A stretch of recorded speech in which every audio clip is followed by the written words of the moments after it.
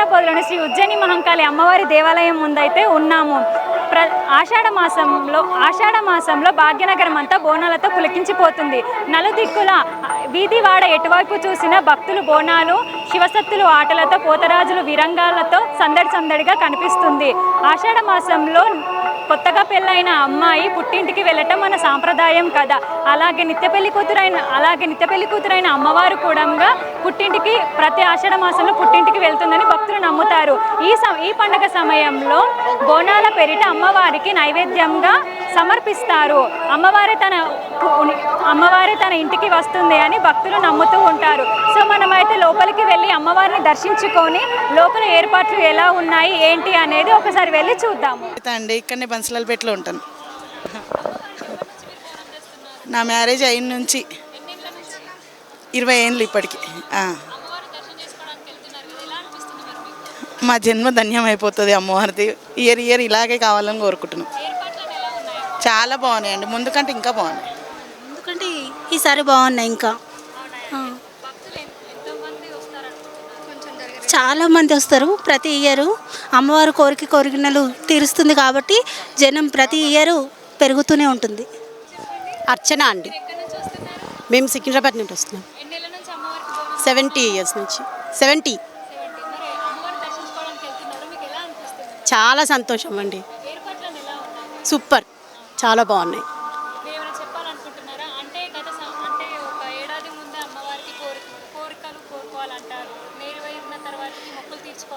Yes నేను మొన్ననే నెరవేర్చుకున్నానండి నా కోరిక. మొక్కుండేను నేర్చేసుకున్నాను. వడిబియ్యం పోసి మొక్కు నేర్పరుచుకున్నాను అంతే. మేము ఇక్కడ రాణిగంజ్లో ఉంటాం. మేము 20 ఏళ్ళు అవుతుంది. మాకు మంచిగానే అనిపిస్తుంది. అవుతున్నాయి. సికింద్రాబాదే, ఇక్కడే. మేము చిన్నగా ఉన్నప్పటి నుంచి వస్తున్నాము.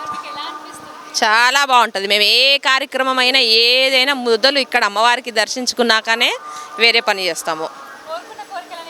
తప్పకుండా అమ్మవారు చాలా చాలా అంటే చాలా మహిమగల అమ్మవారు. మేము అసలు ఏది మొదలుపెట్టిన పెళ్ళి అయినా పిల్లలు పుట్టినా ఎక్కడైనా ఇక్కడికే వచ్చి అమ్మవారి ఫస్ట్ దర్శనం అమ్మవారి దగ్గరే చేసుకుంటాము. అంటే బోనం అంటే భోజనం అండి. భోజనం, అమ్మవారికి భోజనం సమర్పించడం బోనం అంటే. అది మేమేంటంటే మట్టి కుండ లేకపోతే ఇత్తడి కుండ తీసుకొని అమ్మవారిని బాగా అంటే అమ్మవారిని ప్రతి రూపంగా బాగా అలంకరణ చేసి దాంట్లో పచ్చన్నం, పచ్చకూర, పచ్చి పులుసు పెడతామండి. అవునండి. అంటే అమ్మవారికి అన్ని వడి నింపడం అనమాట, సారె పెట్టడం అనమాట.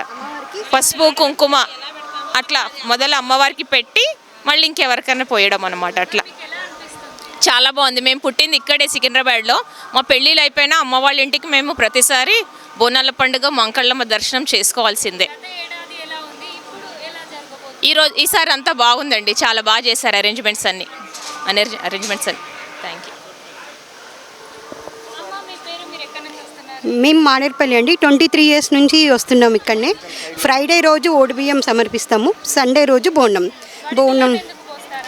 అదే అమ్మవారికి సారా బియ్యము, ఓడిబియ్యము ప్లస్ చీరే, పసుపు కుంకుమ అన్నీ.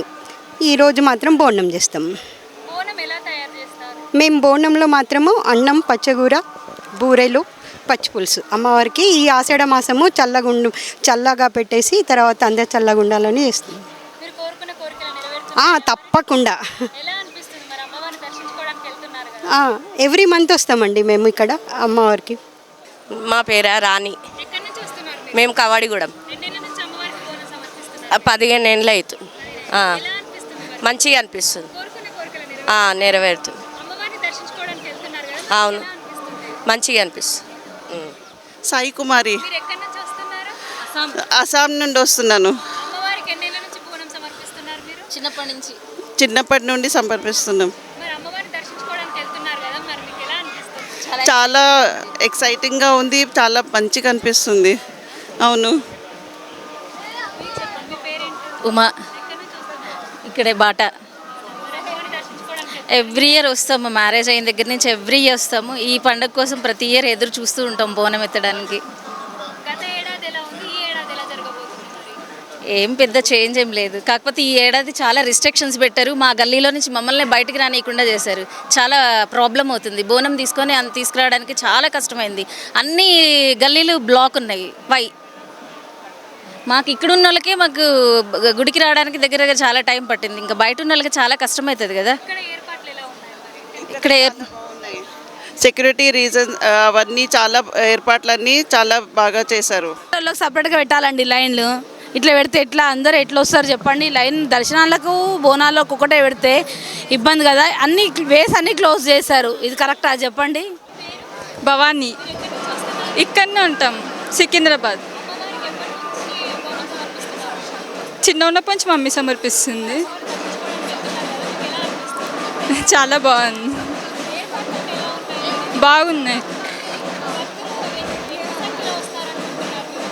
వేల సంఖ్యలో. Thank you. నా పేరు కళావతి. నేను మూలాల నుంచి వస్తున్నా. 10 సంవత్సరాలు అవుతుంది. మాకు మంచిగా అనిపిస్తుంది. మేము ఎప్పటికీ తప్పకుండా చేస్తాం. నా పాప పుట్టక ముందు చేసిన, ఈ పాప కూడా బోనం ఎత్తుకుంటుంది. శివ సహస్ర.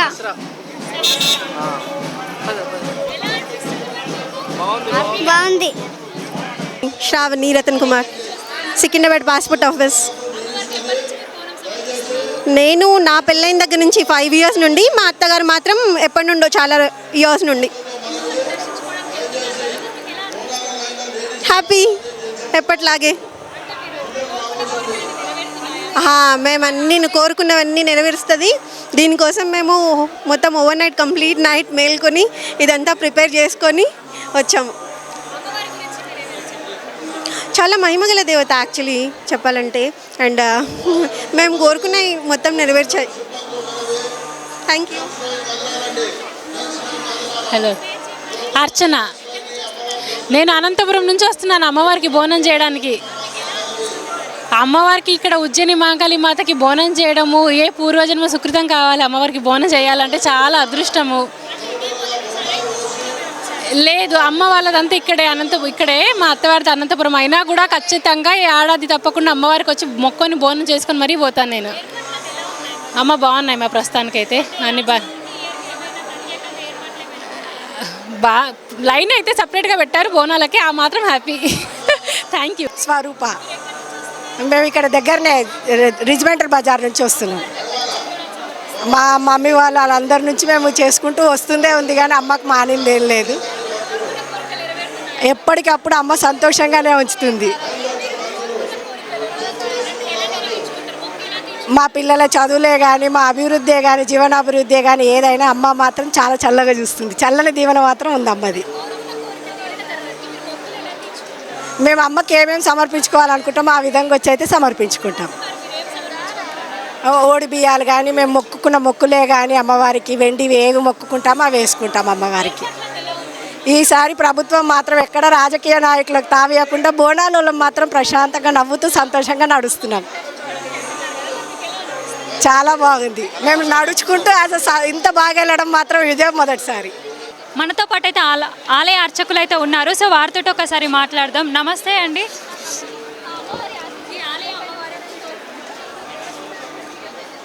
జగన్మాత 1813వ సంవత్సరంలో ఉజ్జయిని నుంచి వచ్చి ఇక్కడ స్థాపింపబడి 250 సంవత్సరాలుగా నిరంతరము భక్తి శ్రద్ధలతో ఈ యొక్క గోనాల పండగగా ప్రసిద్ధి చెందిన లష్కర్ గోనాల పండగ అమ్మవారి యొక్క ప్రధానమైనటువంటి భక్తుల సంరక్షణలో ఇంచుమించుగా అన్ని జాతుల వాళ్ళు, అన్ని కులాల వాళ్ళు, ఆర్మీ గేరర్లు, డోలీ గేరర్లు అందరూ కూడా కలిసి చేసుకునేటువంటి ఉత్తమోత్తమైనటువంటి పండగ. అన్ని ఇళ్ళ నుంచి అమ్మవారికి గోనాలు రావడం, శాఖలు రావడం, అమ్మవారికి చీరలు సమర్పించడం, కసుకుంకుమలు సమర్పించడం, ఇంత విశిష్టమైనటువంటి పండగ మీరు ఎక్కడైనా దేశంలో ఏ మూలకెళ్ళినా ఇంతటి తేజస్వరూపిణిగా పూజింపబడేటువంటి దేవత ఎవరైనా ఉంది అంటే ఇది మహాకాళి అమ్మవారి. అయితే విశిష్టత ఏమిటి అంటే ఆషాఢ మాసం వచ్చిన తర్వాత మొదటి ఆదివారం నాడు అమ్మవారిని ఘటస్వరూపిణిగా ఆహ్వానించి ఎదుర్కొని తీసుకొచ్చి గ్రామ సంచారం చేయించి 15వ రోజున అమ్మకి జాతర చేస్తారు. ఈ జాతరలో విశేషం ఏంటంటే తెల్లవారుజామున 4 గంటలకే అమ్మవారిని మంగళ స్వరూపిణిగా అలంకారం చేసి 4 గంటల 5 నిమిషాలకి మొట్టమొదట హారతిని ఇవ్వడం. ఈ హారతిలో నగర పెద్దలందరూ పాల్గొనడం, మొట్టమొదటి గోణాన్ని ఈ గంగారు గోణాన్ని అమ్మవారికి సమర్పించడం, ఇవన్నీ కూడా చాలా కన్నుల పండుగగా జరిగేటువంటి విశేషాలు. ఇందులో విశేషం ఏంటంటే హారతి అయిన తర్వాత నుంచి అన్ని ఇళ్ల నుంచి కూడా గోణాలు వచ్చి అమ్మవారికి సమర్పించుకుంటారు, శాఖలు సమర్పించుకుంటారు. తమని చల్లగా చూడమని, తమ గిడ్డ కాకులని ఏ వ్యాధులు లేకుండా కాపాడమని అమ్మవారికి శాఖలు సమర్పిస్తారు. కక్కు గెల్లాలు తీసుకొచ్చి కోతరాజులు కొలహారకు గండ్లలో సమర్పిస్తారు. ఒక 50 నుంచి 60 కొలహారం గండ్లు అమ్మవారి గుడి చుట్టూ ప్రదక్షిణ చేస్తారు. ఇవి మేళ తాళాలతో కోతరాజుల యొక్క విన్యాసాలతో జరుగుతుంది. మర్నాడు పొద్దున అమ్మవారికి చక్కటి అద్భుతమైన విశేషం ఏమిటంటే రంగం కార్యక్రమం. ఈ రంగంలో జోగిని కచ్చుకుండకై నుంచి నిలబడి ఆ సంవత్సరం జరిగినటువంటి విశేషాలు, వచ్చే సంవత్సరంలో జరగబోయే విశేషాలని, లోటుపాట్లని అన్నీ తెలియజేసి అందరినీ ఆశీర్వదించి తెలంగాణ ముఖ్య ప్రజలందరినీ ఆశీర్వదించి గోనాల కొండగా, లష్కర్ గోనాల కొండగా దినదినాభివృద్ధి చెంది ఇంకా భక్తులందరూ సుఖశాంతులతో వర్ధిల్లాలని ఆశిస్తూ జగన్మాత అయినటువంటి మహాకాళికి కోటి కోటి వందనాలు తెలియజేసుకుంటూ హర నమః పార్వతీపతే హర హర మహాదేవ్. లష్కర్ బోనాలు అని పేరెందుకు వచ్చింది? ఇక్కడ పోలీసు మిలిటరీ వాళ్ళు సేవార్థమై ఈ ప్రాంతంలో ఉండేవాళ్ళు కాబట్టే ఆర్మీ గేరర్లు, డోలీ గేరర్లు అందరూ కూడా ఇక్కడ నుంచి మిలిటరీ ఉన్నందువల్ల దీనికి లష్కర్ అని పేరు వచ్చింది. ఈ లష్కర్ నుంచి వెళ్ళి ఉజ్జయిని నుంచి అమ్మవారిని తీసుకొచ్చి ఇక్కడ స్థాపన చేశారు. కాబట్టి లష్కర్ గోనాలుగా లష్కర్లో ఉన్నటువంటి అమ్మవారు కాబట్టి ఈ యొక్క అమ్మవారికి ఉజ్జయిని మహాకాళి అమ్మవారికి లష్కర్ గోనాల ప్రాశస్త్యంతో పూజలు జరగడం విశేషమైనటువంటి. అసలు బోనం అంటే ఏంటిది? అమ్మవారికి బోనాలు పట్టు వస్త్రాలను ఎందుకు సమర్పించుకుంటారు? గోనానికి కట్టు వస్త్రాలకి సంబంధం లేదమ్మా. గోనం అనేది మన ఇంటికి ఆడపిల్ల వస్తే తీగి వంటలతో ఆడపిల్లని ఆశీర్వదించడం అనేది ఒక గొప్ప విశేషం. ఆ తెలంగాణ ప్రాంతం యొక్క లక్షణాన్ని దృష్ట్యా పెట్టుకొని గోనాలలో పాయసాన్ని వండి అమ్మవారికి సమర్పిస్తారు. పిల్లలు కాకలు అందరూ చల్లగా ఉండాలని శాఖలు సమర్పిస్తారు. దీనిలో విశిష్టత అంటే ఏమిటి అంటే స్వార్థమే. వాళ్ళు బాగుండాలి, వాళ్ళ పిల్లలు బాగుండాలి, ఈ తెలంగాణ ప్రాంతం అంతా బాగుండాలి అనేటువంటి మంచి ముఖ్య ఉద్దేశం మాత్రమే. అయితే ఒక శాస్త్రం కాదు, ఇది వేడుక. అమ్మవారు మనందరినీ ఆశీర్వదించిన దానికి ఒక గౌరవంగా చేసుకునేటువంటి పండగే ఈ గోనాల లష్కర్ గోనాల పండగ. అమ్మవారిని దర్శించుకోవడానికి భక్తులు ఎంత సంఖ్యలో వస్తుంటారు? మరి పోయిన సంవత్సరం వరకు కూడా 40 నుంచి 50 లక్షల మంది 15 రోజుల్లో వచ్చి అమ్మవారిని దర్శనం చేసుకున్నారని అంచనా. బహుశా ఈ సంవత్సరం మొదటి రోజు నుంచి కూడా భక్తులు తండోపతండాలుగా వచ్చి అమ్మవారిని దర్శనం చేసుకున్నారు. ఇసుక వేస్తే రాలనంత జనం అమ్మవారి ఆలయంలో కిటకిటలాడుతూ ఉండిపోయింది. ఇంకా 50, 60, 40, 50 లక్షల కంటే దాటి ఉంటుంది అనేటువంటిది అంచనా. అమ్మవారి దర్శనం అయితే పూర్తయింది. భక్తులైతే బోనాలతో పట్టు వస్త్రాలతో అమ్మవారికి సమర్పించుకుంటున్నారు. ఇంకా భక్తులైతే వేలాది సంఖ్యలో అమ్మవారిని దర్శించుకోవడానికి అయితే వస్తున్నారు. ఇక్కడ ఆలయ వాతావరణాన్ని చూస్తుంటేనైతే సందడితో కిటకిటలాడిపోతుంది. ఈ రోజుతో లష్కర్ బోనాలు, రేపు రంగంలో అమ్మవారు ఏం చెప్పబోతున్నారో చూద్దాం. కెమెరామ్యాన్ వంశీతో శరణ్య.